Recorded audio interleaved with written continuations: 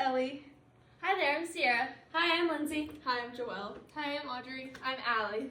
Today we're going to be talking about the preventative measures for social isolation. Thank you. Our learning outcomes for our residents after this presentation include learning about the effects of social isolation and loneliness, and secondly, being able to explain the ways to decrease and manage social isolation. What is social isolation? Social isolation is the lack of social contacts and having few people to interact with regularly.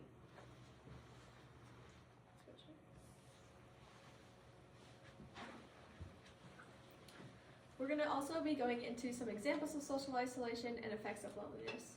So my first effect of loneliness is effects of functional limitations and lack of relatives, friends, or organizations to provide the physical or emotional support for those experiencing social isolation. Next, we have lack of social connections and resources such as access to the internet and transportation can also contribute to people feeling socially isolated. Then we have social isolation was common among older adults during the COVID-19 pandemic, and loneliness at this time was associated with decreased physical and mental quality. This is an example of social isolation. Continuing on with examples and effects of loneliness, the health consequences of social isolation include depression, anxiety, disability, self-related poor health, and increased risk of death. In a study conducted, there was reports of baseline loneliness as a predictor of subsequent pain. So connecting loneliness directly to feeling pain. And then there was also studies that showed that peer outreach for isolated older adults reduced feelings of loneliness and improved mood in lower income urban participants.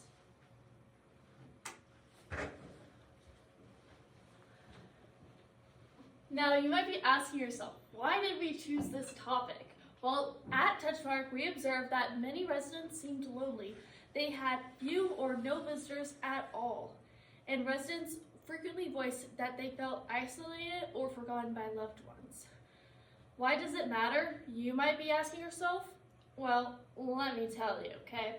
Socialization directly affects both your mental health and your physical health. And we saw it firsthand for you guys, and we want to make this project meaningful just for you guys. Okay, so we have a little quote from up here, from Healthy People 2030, social cohesion. Socialization is a special concern for older adults as contact with friends with age does decrease. So low socialization contact is directly linked to higher depression rates, higher cognitive decline, higher fall rates, higher chronic disease complications, and higher death rates compared to smoking. Now that's an interesting fact, folks. And 1 in 3 adults over 65 report feeling lonely regularly. Is that good for our health? No, it is not. Now, this is why this presentation is meaningful and it touches our heart. One day, we are going to be at 75 years old, and we don't want to be feeling lonely, and we don't want you feeling lonely either. Now, how is it affecting directly the Touchmark residents? That are you guys. Okay, well, older adults like yourselves may experience these things: a loss of a spouse and a loved one. Children or grandchildren leaving out of state or living out of state. Decreased mobility. We do it every day in our lives. And limited transportation is a big thing in our community. Now, you guys might have a long time of no visitors, and we know that this could lead to withdrawal, sadness, loss of purpose, and less participation in activities. And we don't want that for you. So we have 3 goals that we're mainly focusing on. Number 1, we want to increase social interactions with the residents and in the community. Number 2, we want to improve the residents' emotional well-being overall. And number 3, we want to increase the community involvement.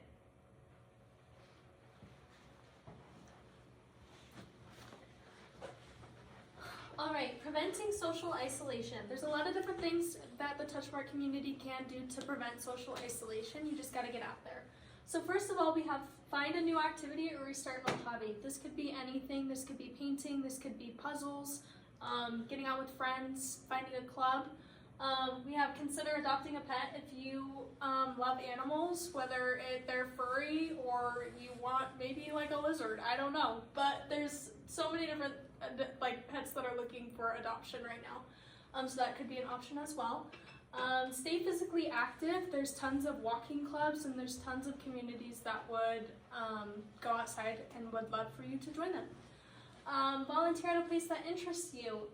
Volunteering can be a great way to take up some of your time and to make new connections with people. And then you're also helping people in need. Use technology or letters to connect with loved ones.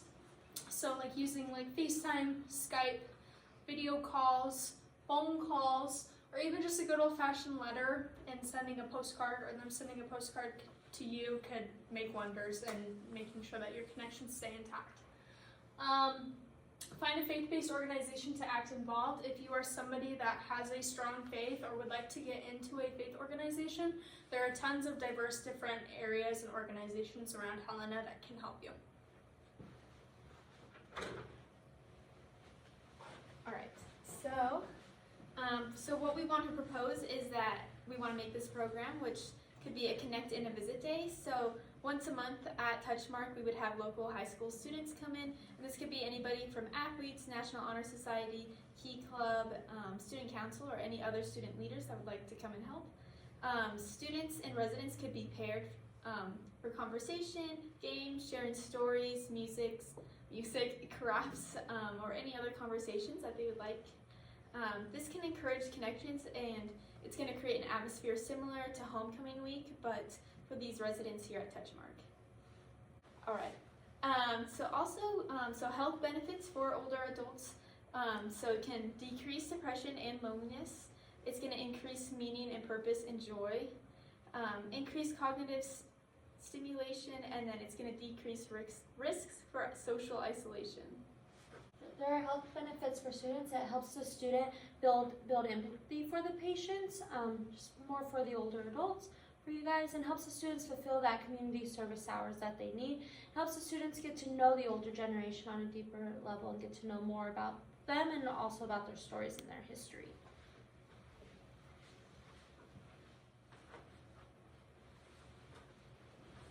So here's another big question. How will we know?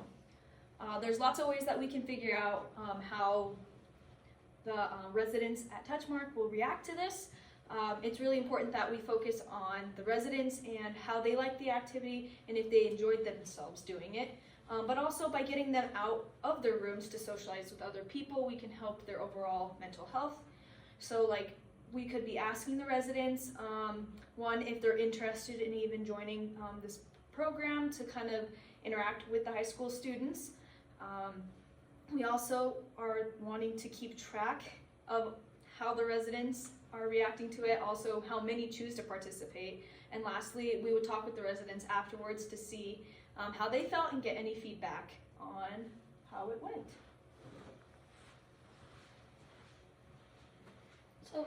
So for a conclusion, social isolation greatly impacts the aging adult's health. Regular communication between the generations has proven benefits. This is a simple, meaningful, and sustainable program, and this aligns with the Healthy People 2030 goals for social cohesion. And by working together, we can help Touchmark residents become more connected and joyful. And these are our references.